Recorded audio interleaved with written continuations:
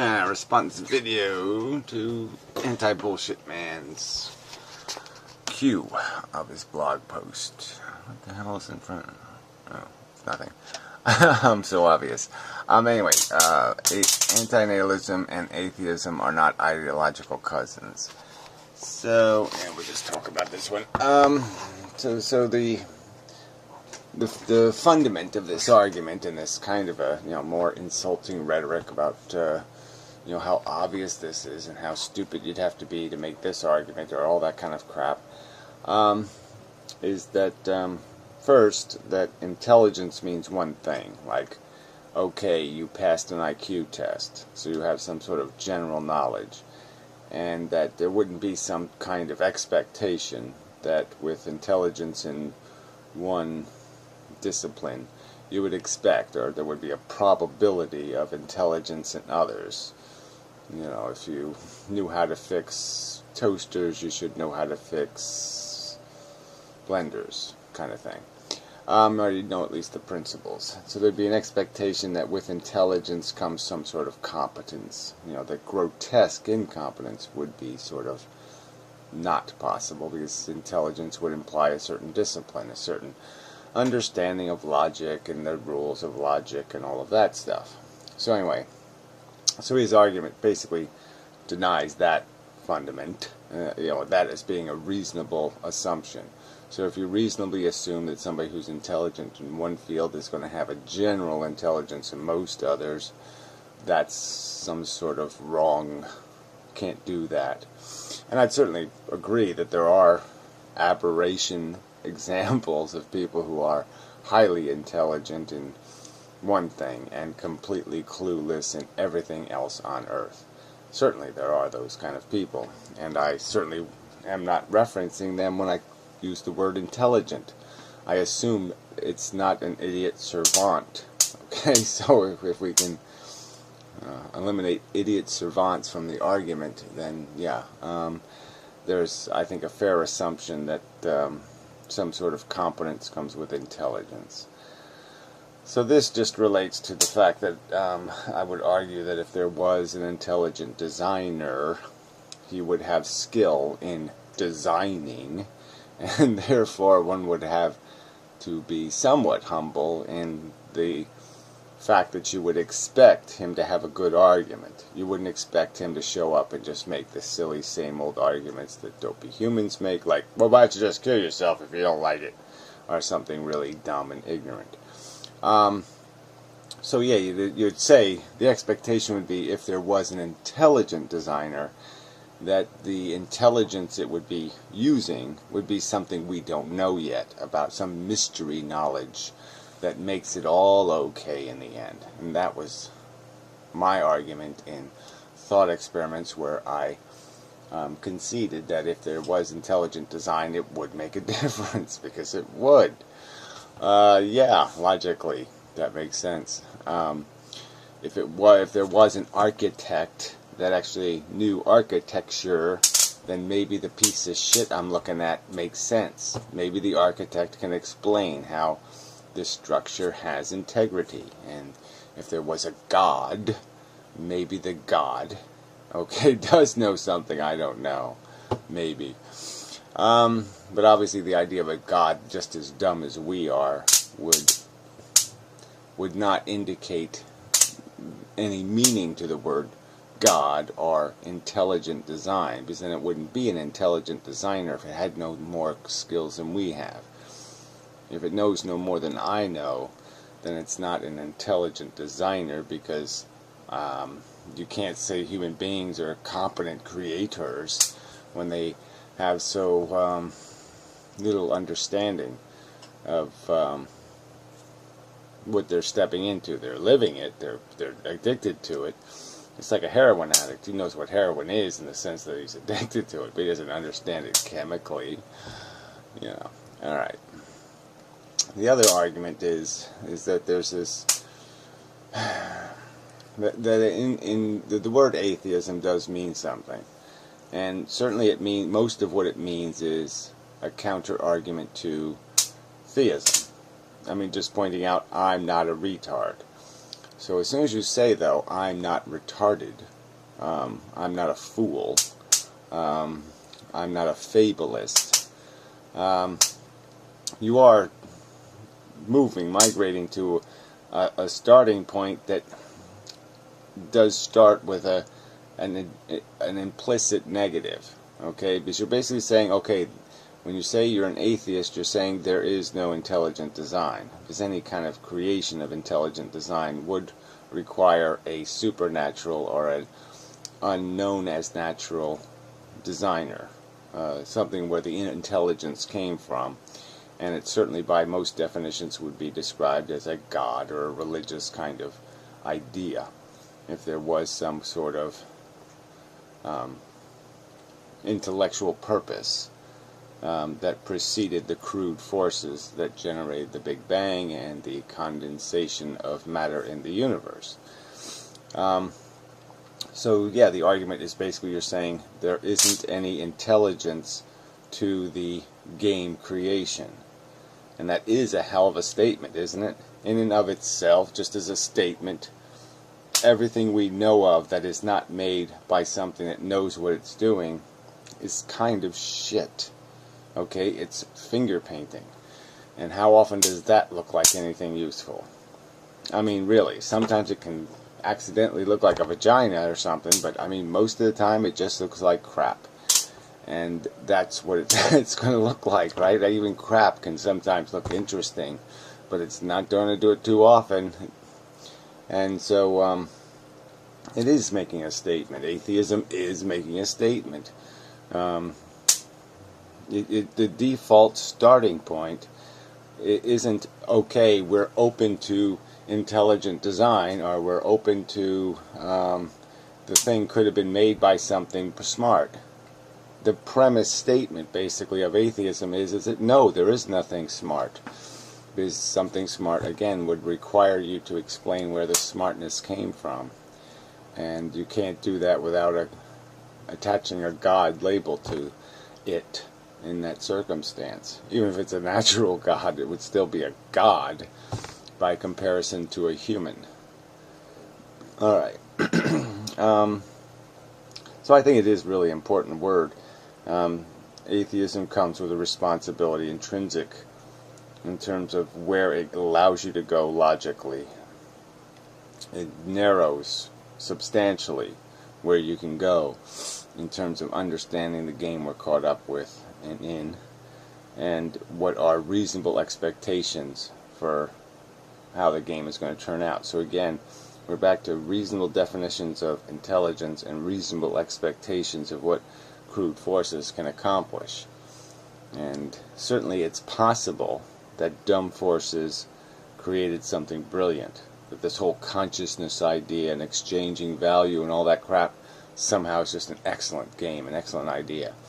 That would be in the realm of possible, but it wouldn't be the expectation, because that kind of architecture, that kind of engine, that would require engineering. That would require the input of skill to take these crude parts and actually make something functional out of them. You know, crude parts being unnecessary need. Yeah, you're not going to go too far with that one as a fundamental element. Make it move for what reason? Oh, that's right, no reason.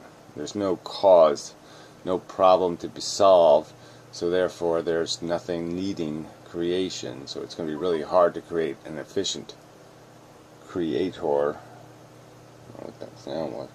But anyway, without you know, some sort of mechanism of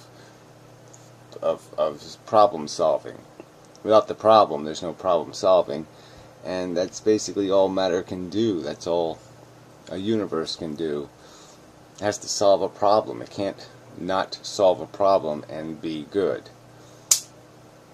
For there to be a door for good to exist, there has to be it automatically creates the inverse of the absence of good being a problem, and if that doesn't exist, you're out of luck in terms of creating something that can be rationally or logically defended as functional. because there really isn't any gift you can give it. It doesn't have any deficits. I mean, these are all the logical consequences. So to say atheism doesn't have any meaning besides saying there's no God, it does have a meaning. It does. There's an implication to saying there's no God. There's an implication to saying there's no intelligence in the design, in the engineering, in the function of the mechanism of the universe's universing. So there is some point in using terms like hard atheist and pussy atheist. There is some purpose in recognizing that atheism isn't just some free ride to nihilism or the other, all this other bullshit, because it comes with a consequence that you have to explain how dumb forces did smart creation, how the non-architect architected. Yeah, I don't know if I want to take this any further. I mean, we'll keep this narrowed to this subject. So anyway, but yeah, there's just an awful lot. I'll just read a little. Inmendham often states that God doesn't exist just due to the lack of evidence for his existence, but also because natural selection is drudgery. I don't know how the word. I wouldn't use that word to describe natural selection. So bringing sentience into effect couldn't have been the deliberate act of a supreme intelligence. But the claim intelligence doesn't do sloppy is discredited every single moment of every single day. So here we go. But the claim that intelligence doesn't do sloppy is discredited every single moment of every single day. Or does Inmendham actually believe that intelligent people who regularly do stupid things are rendered unintelligent because they did stupid things? Yes. I mean, yes, of course I believe that there's no point in being intelligent if you're going to do unintelligent things. So the minute you do unintelligent things, you're no longer intelligent. That is true. You're outside the realm of your intelligence. If your intelligence isn't general intelligence, generally speaking, you're intelligent, and so you can handle most circumstances. But yeah, if all you know is toasters, and then you just stick your hand in the blender and chew your hand off, yes, when you're sitting there with your hand chewed off, it's legitimate to say you're not too smart. That yeah, you might know toasters, but you're not intelligent. So yeah, somebody can have specialized skills. They can be an idiot savant. Being an idiot savant is different. Idiot, it has the word idiot in it. Savant, meaning you could be intelligent in one tiny field. Yeah, that is different than being intelligent, quote unquote. So yeah, the minute you prove your savantness, yes, you're out of the intelligent category. You now can be migrated because you've proven your intelligence doesn't mean anything because it doesn't protect you from idiocy. So yes, and especially when one is talking about a designer of the universe, one is expecting that the architect is an architect. Not that he's like a plumber, or that he is a Maytag repairman. No, you expect that he's an architect of living systems or universes, that he has skills in universe creation. He has the ability to create a universe. One can assume they don't give the ability out without knowledge, right? It's like he does have a driver's license, so to speak, so one assumes that he's been tested, qualified to create universes. So that would be the distinction. So quite obviously I'm not talking about an intelligence. When I say intelligence doesn't do sloppy, I'm saying somebody skilled in a field doesn't do sloppy. Sloppy isn't the objective. Sloppy isn't a good thing. Sloppy is discouraged. Sloppy is failure in your field. So that's basically the point. And so you're basically saying incompetent, where I'm arguing for a competent. I'm not saying, if the argument is, yeah, if you're going to say God is drunk, well, okay, fine. But that's not the argument being made. The argument being made is that there's intelligent design, not drunk design. And those are really different things. Shut up. Gotta fix that. Ugh. Hell with it. So anyway, now I think that's enough. But anyway, it's all littered with that kind of stuff, like all this little nitpicky, just crappy little bullshit insults, because he doesn't want to be a little bit generous in how I've used these words. I mean, you can't, again, if we spent the time to qualify every one of these words, if I can't say intelligent design without qualifying, I mean not intelligent but drunk designer, I mean, come on. I mean, that's just stupid. Yeah. Alright, so anyway. And then he ragged on happily ever after. I'll read that. Alright, what could be happily ever after payoff possibly compensate for? So he's arguing that, I use this term, there's no happily ever after. Well, what I'm basically saying, there is no justifying good story or happy event or there's just nothing to justify what the short-term trauma or drama. There's no happily ever after to make it all worth it. And he finds that an offensive way to describe things merely because we can't perceive of it. And that's my whole point. It's beyond our comprehension of some kind of justifiable, blissful thing. Heaven's not described, correct? In most cases, there is no description of exactly how what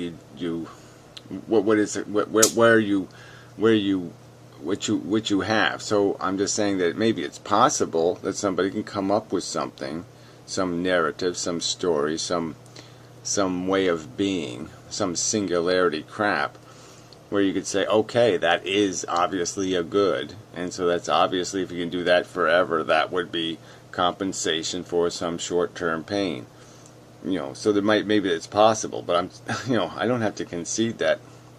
I mean, here I get accused of closing so many doors to possibility, and then when I leave one open, you're going to nag me that I left a door open.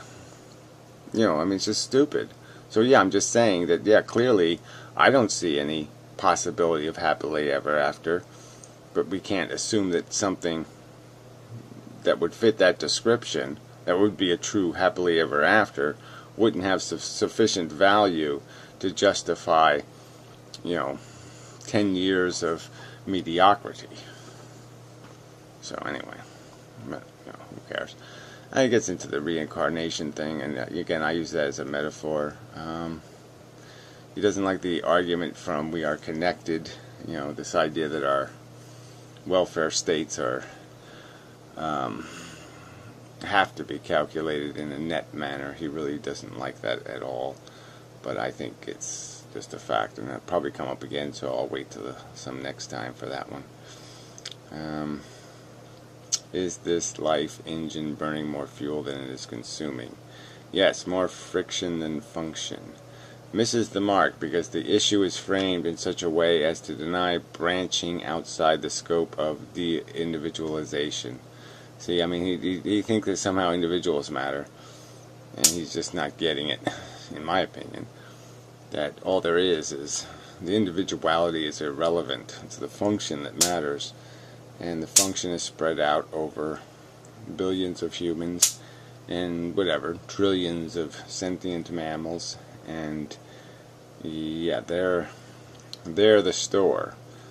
They're the precious commodities in the china shop, and it just really doesn't matter whether you drop the punch bowl or you drop the vase or the chandelier. It doesn't matter what you break in the china shop. It's all china, and the idea is not to break any of it, or as little as possible. Enough said.